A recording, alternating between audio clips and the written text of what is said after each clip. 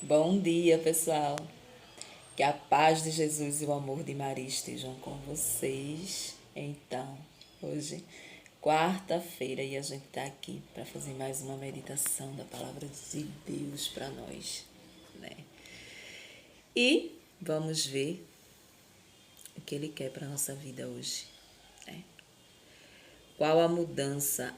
A que ponto? Qual o ponto que Ele quer tocar no nosso coração para que a gente mude, né? Todos os dias a gente tem esse ensinamento aqui, que é a palavra de Deus. E é preciso que a gente medite todos os dias um pouquinho, né? No Evangelho, na vida, no que o Senhor quer para a nossa vida. E hoje é mais um dia, né?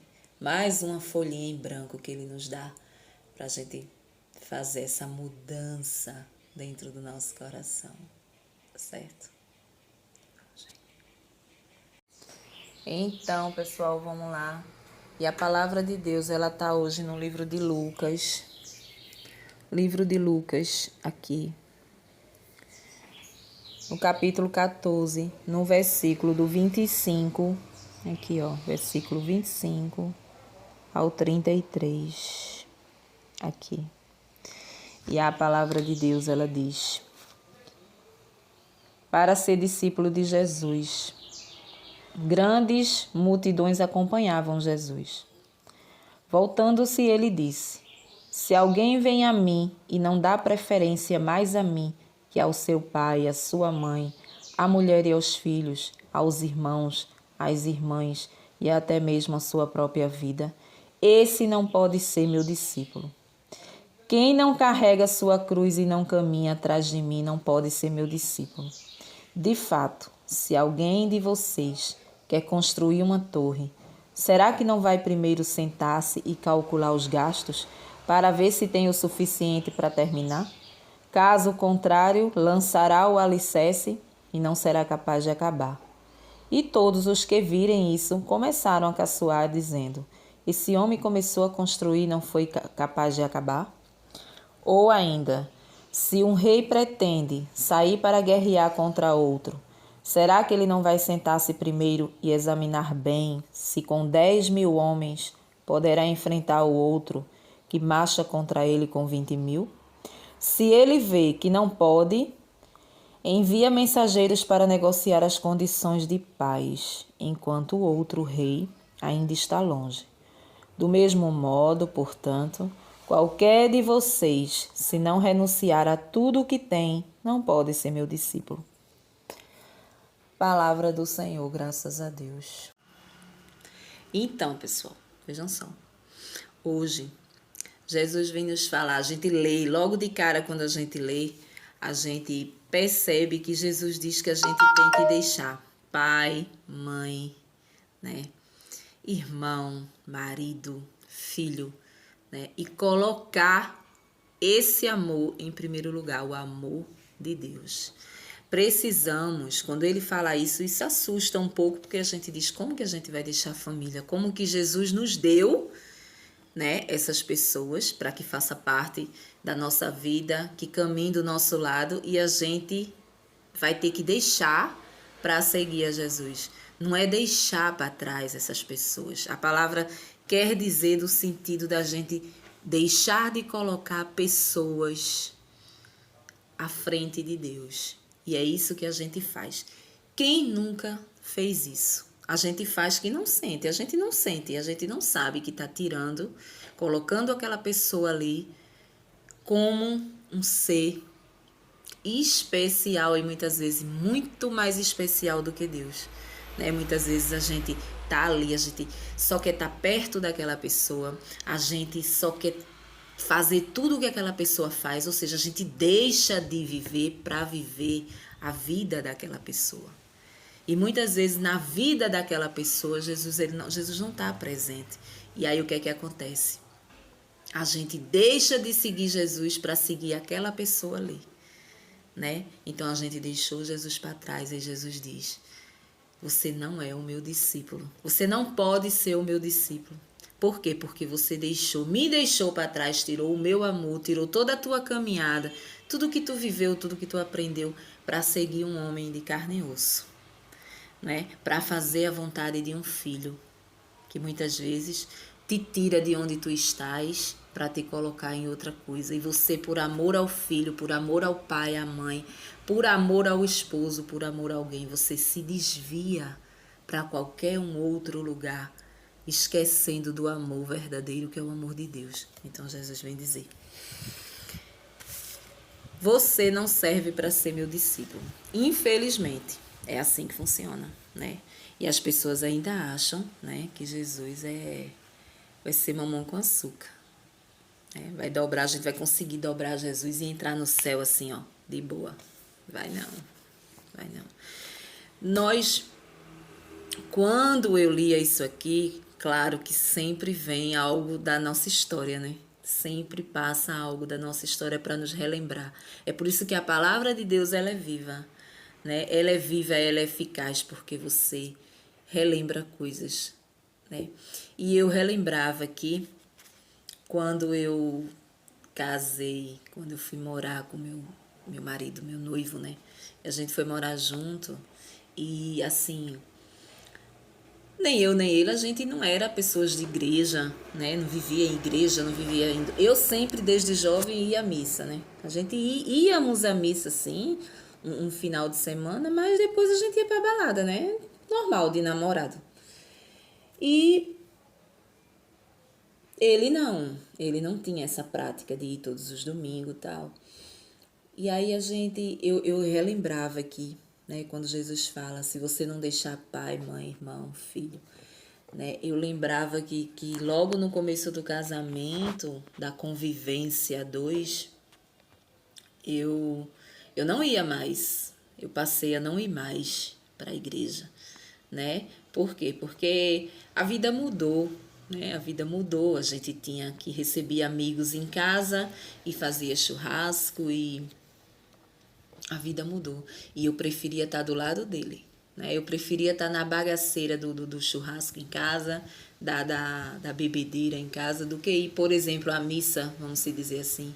Eu poderia deixar ele em casa com os amigos e ir. Hoje, jamais eu deixaria de ir à missa primeiro, né? Para poder acompanhar qualquer um para qualquer lugar, né? Em primeiro lugar, onde eu esteja, eu tenho que ter a minha missa. Né? Eu tenho que ter, mesmo que não dê tempo de ir ali num dia, mas durante a semana, sempre, mas tem que ter, entendeu? Tem que ter. Então é por isso que eu sempre friso uma coisa: você nunca se relacione com pessoas de outras denominações, porque não vai dar certo, né? Essa pessoa, ela não vai te ajudar, ela só vai te atrapalhar. Então eu lembro que assim, eu tinha uma vizinha que ela sempre ia à missa aos domingos. E sempre aos domingos tinha esse tipo de brincadeira em casa. É um almoço em família. É a família que vinha de uma outra cidade e ia fazer almoço e aí tinha bebedeira, né? Era um churrasco, sempre tinha alguma coisa nos domingos. E eu não ia. E essa vizinha muito católica, ela dizia: vamos para a missa. Vamos para a missa. Ela me chamava de comadre. Vamos para a missa, comadre. Eu dizia: vou nada, vai ter um churrasco, uma churrascada aqui. Não vou, não. Então era isso que eu fazia, né? Eu tirei Jesus do meio, do foco, do meu casamento, da minha vida, para viver aquilo ali, aquela besteira ali, para fazer a vontade dele, né? Para fazer a vontade dele, porque estar com ele era como se eu estivesse com Deus, ou seja, eu tirei Deus da minha vida e coloquei ele, né? E na verdade, depois eu vi a merda que eu tinha feito da vida, né? Que a gente não pode deixar tirar Jesus da nossa vida, do nosso convívio familiar, para nada nessa vida. A gente tem que colocar ele sempre em primeiro lugar. Então é nesse sentido aí que Jesus fala. Que a gente não pode deixar de seguir, a gente não pode deixar de carregar a nossa cruz, de procurar ele, né? De procurar ele. Muitas vezes ela chamava E eu recordava que eu dizia assim, eu só jantava com ele, eu só almoçava com ele quando ele chegava. Então, não posso, porque fulano vai chegar e eu tenho que estar em casa para jantar com ele, para almoçar com ele, né, para dar atenção a ele, né? E Jesus foi ficando para trás, e foi ficando e foi ficando. E depois de 12 anos, eu vi o resultado de ter deixado Jesus para trás e ter dado a ele toda a atenção que ele não merecia, né? Ele não merecia. Mas nada melhor do que a gente amadurecer e aprender. Então é isso que a palavra diz. Se antes eu entendesse, se antes eu tivesse procurado, talvez nada disso tivesse acontecido. Tudo tivesse dado certo e tivessem evitado muitas coisas. Mas infelizmente não foi assim. Mas como eu sempre costumo dizer, né? Jesus sempre nos dá uma folha em branco para que a gente possa recomeçar.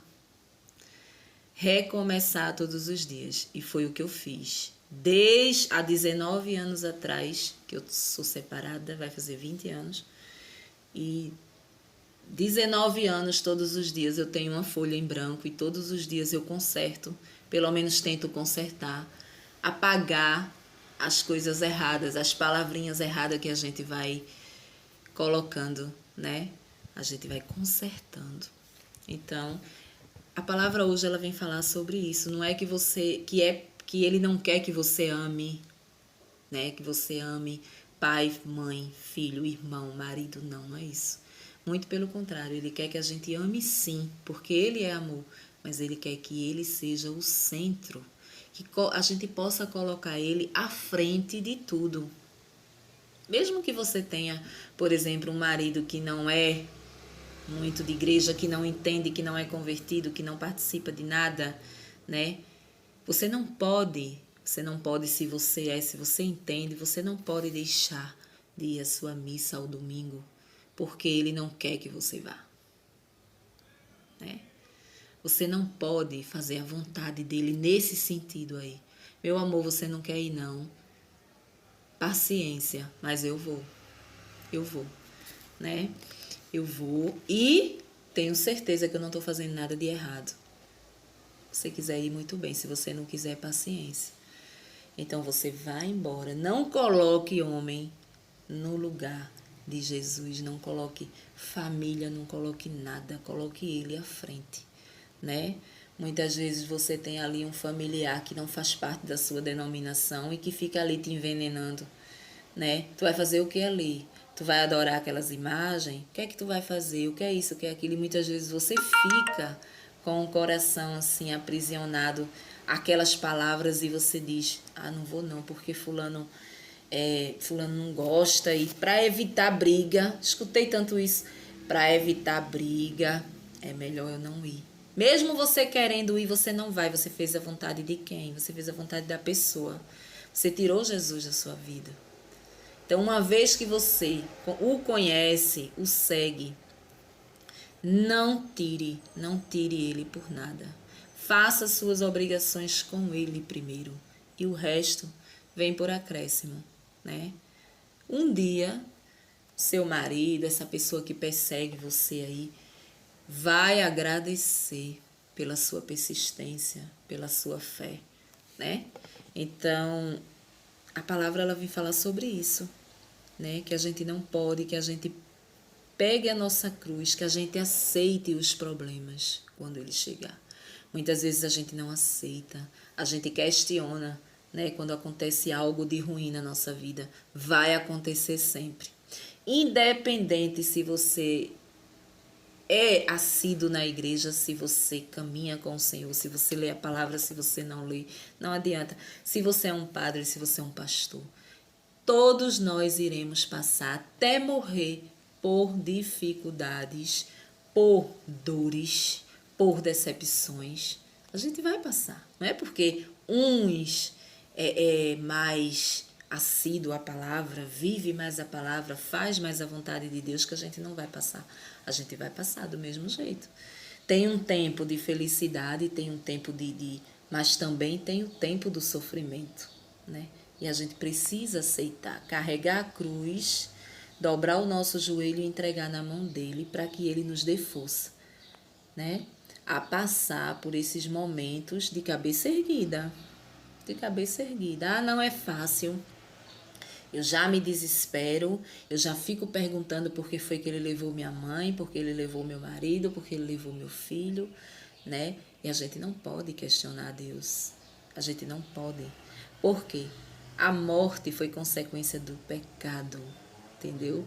Então a gente foi consequência do pecado. Quem é batizado de criança se livrou desse pecado original que nós trouxemos de lá, dos nossos primeiros pais, né? E a gente continua pecando do mesmo jeito. A gente continua fazendo tudo errado. E por que é que a gente não quer ter as consequências do nosso pecado? Da nossa desobediência, né? Não é castigo as coisas que acontecem na nossa família, na nossa casa, conosco mesmo. Não é castigo de Deus. Ele não dá, ele não castiga ninguém. Ele não é aquele Deus carrasco que muitos pregam aí, que vai abrir cova, fechar cova, que vai fazer. Ele vai abrir cova e fechar cova para todo mundo, né? Não é só para aquele teu marido que está ali fora, porque tu está dentro e ele está fora, que Jesus vai abrir cova antes do tempo, não, né? Quem está procurando a morte é ele mesmo. A morte espiritual, a morte muitas vezes física, né? Quando é uma pessoa que tem vício, que está ali pecando, ele que está se destruindo. Então, de todo jeito, a cova vai se abrir para ele, porque todos nós vamos morrer. Todos nós vamos morrer. Então, é mais ou menos isso. Então, Jesus diz assim, não coloque nada na minha frente. Não ame ninguém a mais do que eu. Entendeu? O seu amor tem que ser em primeiro lugar para mim. Porque quando a gente ama uma pessoa, a gente não faz aquilo que ela quer. A gente não faz aquilo que ela pede, não é? Muitas vezes a pessoa não merece um conto de réis, mas você está ali fazendo tudo o que ela quer para agradar, né? A gente não faz isso com Jesus. Impressionante, né? A gente não faz. Mas a gente faz com um homem de carne e osso. A gente faz para uma pessoa que é como nós, que pode nos magoar, nos decepcionar. A gente está ali, pronto para fazer, né? Então Jesus vem dizer, primeiro eu, me coloque no centro da sua vida, no centro da sua família, da sua casa, que tudo vai florir. Tudo vai fluir, mas não esqueça que as dores elas vão vir sim, né? E você precisa estar firme na fé, porque a única coisa que eu vou te dar para passar por essa dor, por essa decepção, por esse desemprego, a única coisa que eu vou te dar é força e pedir paciência, porque um dia eu vou abençoar a sua vida, eu vou tirar você desse vale aí de lágrimas que você vive, né? É o que eu posso lhe oferecer. E eu tenho certeza que só isso já basta, né? Então é sobre isso que a palavra vem falar hoje nessa quarta-feira. Um bom dia para vocês e até amanhã, se Deus assim nos permitir. Um cheiro no coração de todo mundo e tchau para vocês.